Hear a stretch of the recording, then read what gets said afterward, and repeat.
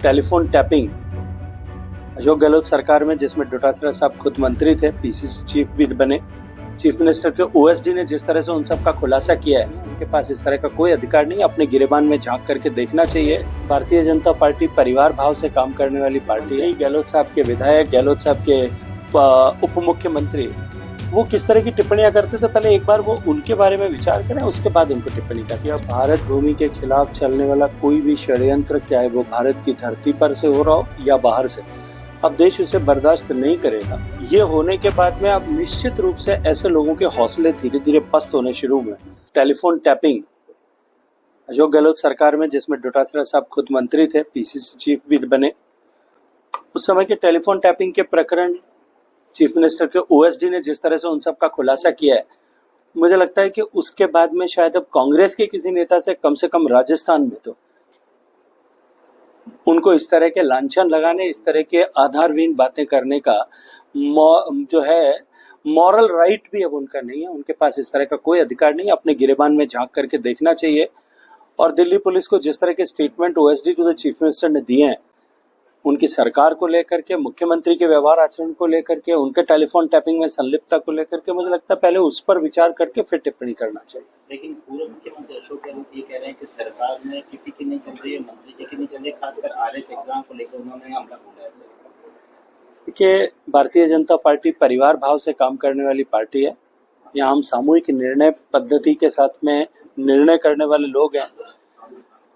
जब गहलोत साहब की सरकार थी, तब गहलोत साहब के मंत्री, गहलोत साहब के विधायक, गहलोत साहब के उप मुख्यमंत्री वो किस तरह की टिप्पणियां करते थे, पहले एक बार वो उनके बारे में विचार करें, उसके बाद उनको टिप्पणी करना चाहिए। भारत के प्रधानमंत्री को यदि किसी दूसरे देश में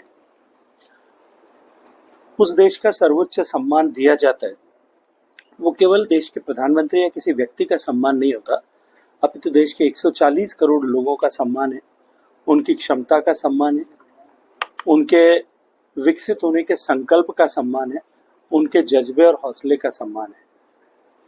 माननीय प्रधानमंत्री जी ने दुनिया के सभी कोनों में जाकर के हम भारतवासी गर्व कर सकें, अपने कूटनीतिक संबंधों से, अपनी सूझबूझ से ऐसे सम्मान भारत के हम सब भारतवासियों के लिए हासिल कर हम सब लोगों का सौभाग्यवर्धन किया है। सर, G7 जो चल रहा है, इससे पहले खालिस्तानियों ने वहाँ जो है भारत के ध्वज के साथ जो है अपमान किया, विरोध कर रहे हैं, उसको किस नजरिए से देख रहे हैं, क्योंकि छवि खराब भारत की। देखिए, निश्चित रूप से दुर्भाग्यपूर्ण है लेकिन कुछ देशों में बसे हुए कुछ लोग वो इस तरह की गतिविधियों को अंजाम देते रहते। पहले से वर्षों से इस तरह की अलगाववादी ताकतें भारत की सरजमी से बाहर कई जगह ऐसे पल्लवित पोषित होती रही, लेकिन भारत की क्षमता और सामर्थ्य बढ़ने के साथ साथ में भारत के द्वारा ये स्पष्ट संदेश उरी, पुलवामा और पहलगाम के बाद में दिए जाने के बाद में कि अब भारत भूमि के खिलाफ चलने वाला कोई भी षड्यंत्र, चाहे वो भारत की धरती पर से हो रहा हो या बाहर से, अब देश उसे बर्दाश्त नहीं करेगा। ये होने के बाद में अब निश्चित रूप से ऐसे लोगों के हौसले धीरे धीरे पस्त होने शुरू हुए। हमारा सामर्थ्य जिस तरह से बढ़ेगा, जिस शक्ति के साथ में बढ़ेगा, जिस गति के साथ में बढ़ेगा, ये सब लोग जो हैं वो नगण्य भी हो जाएंगे और अप्रासंगिक भी हो जाएंगे।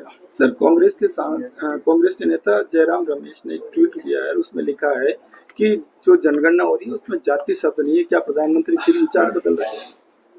देखिए, मुझे लगता है कि कुछ लोगों के किसी विषय को समझने या जानबूझ करके न समझने पर प्रतिक्रिया देने के बजाय उनकी उस ना समझी या न समझने की आदत, इन दोनों के ऊपर कभी कभी विनोद कर लेना ही ज्यादा बेहतर होता है।